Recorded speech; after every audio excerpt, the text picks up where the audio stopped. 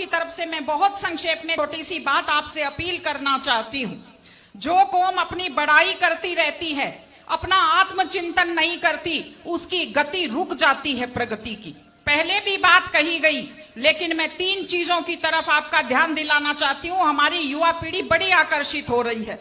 एक नशे की आदत, एक अपराधों की तरफ आकर्षण और एक लापरवाह तेज ड्राइविंग के प्रति आकर्षण।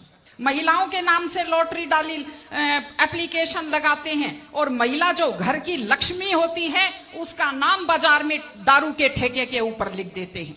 एक खास चीज जो मैंने देखी बड़ी नकारात्मक, अपनी अपनी जाति के अपराधियों का पक्ष लेना शुरू कर दिया है। सबने पितर बना दिया है अपनी अपनी जाति के अपराधियों को। ये अपराधी खुद बर्बाद होते हैं और अपने पीछे पूरी युवा पीढ़ी को बर्बाद करते हैं। मैं आपको एक उदाहरण देती हूं। एक ऐसे शख्स, एक ऐसे खिलाड़ी दिल्ली के, जिन्हें आज मेडल जीते हुए लोगों की गिनती में होना चाहिए था पहलवानी में, अपराध के कारण आज दिल्ली में जेल की सलाखों के पीछे बैठे हैं। ये हमारे लिए दुख की और शर्म की बात है। और तीसरी चीज, तेज ड्राइविंग। 1 लाख युवक, बाकी बड़े उम्र के लोग अलग हैं, 1 लाख युवक जान गंवाते हैं हर साल लापरवाह ड्राइविंग के कारण।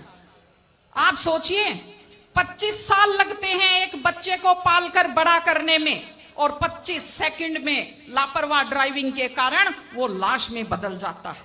क्या बीतती होगी उस मां के ऊपर जो अपने जाते हुए बेटे की पीठ देखती है और आते हुए बेटे का मुंह नहीं देख पाती। आप लोग क्या सोचते हैं? अगर आप अपनी पावर दिखाना चाहते हैं तो मिल्खा सिंह की तरह तेज दौड़िए, या कि आप नीरज चोपड़ा की तरह, देवेंद्र झाझड़िया की तरह आप तेज भाला फेंकिए मोटरसाइकिल का कान मरोड़ने में, या तेज गति से कार भगाने में कोई बहादुरी नहीं होती। अगर आप सोचते हैं कि आप बड़े हैंडसम और डैशिंग दिखते हैं तेज गाड़ी भगाते हुए, आप डैशिंग हैंडसम नहीं दिखते, आप लापरवाह दिखते हैं, आप बेपरवाह दिखते हैं, आप बेवकूफ दिखते हैं। इसलिए कम से कम सड़क पर जब भी गाड़ी चलाएं, आप ध्यान से गाड़ी चलाइए। आपकी जिंदगी आपके माता पिता की भी है। एक छोटी सी चीज और कहना चाहती हूं।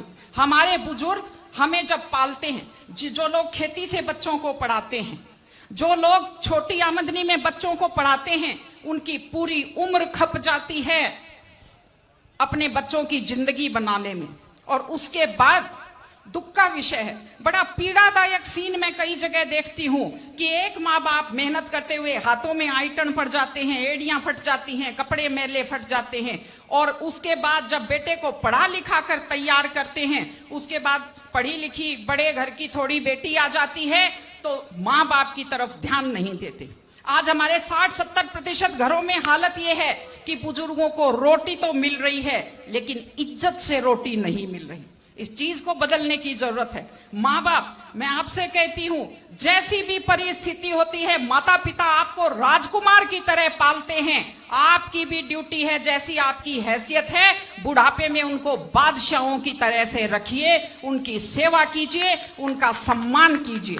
इस तरह से माता पिता की सेवा कीजिए। वो अपनी जिंदगी आपके लिए कुर्बान कर देते हैं। और माताएं बहनें बैठी हैं, एक छोटी सी लास्ट बात जो मैं कह रही हूं, बेटियों को समझदार बनाइए, बेटियों को बेटा मत बनाइए, क्योंकि बेटे तो लापरवाह होते हैं। बेटियों को समझदार बेटी बनाइए। जब वो घर से बाहर जाती है तो उसको समझाइए कि वो साथ अपने घर की इज्जत लेकर के जाती है। बेटियों को समझाइए कि कैसे लोग मीठी मीठी बातों का जाल लेकर शिकारियों की तरह से घूमते हैं। और अपनी बेटी को संस्कार दीजिए कि वो जिस घर में जाए अपने सास ससुर की सेवा करे। आजकल मैंने नया ट्रेंड देखा है, बेटियां माँ मम्मी की तो बहुत चिंता करती है लेकिन सास की चिंता नहीं करती हैं। ये गलत चीज है। औरत घर की धुरी होती है। अगर वृद्ध लोगों की चिंता नहीं करेंगे तो हमारे वृद्ध लोगों को सुरक्षा कैसे मिलेगी, उन्हें सम्मान कैसे मिलेगा, इनकी जिंदगी खुश कैसे होगी। इसलिए कोई भी कौम तभी आगे बढ़ती है जब वो संस्कारवान हो, जब वो मेहनती हो, जब वो शिक्षा पर ध्यान दे। हमने ये सब किया है, मैं आपको बधाई देती हूं।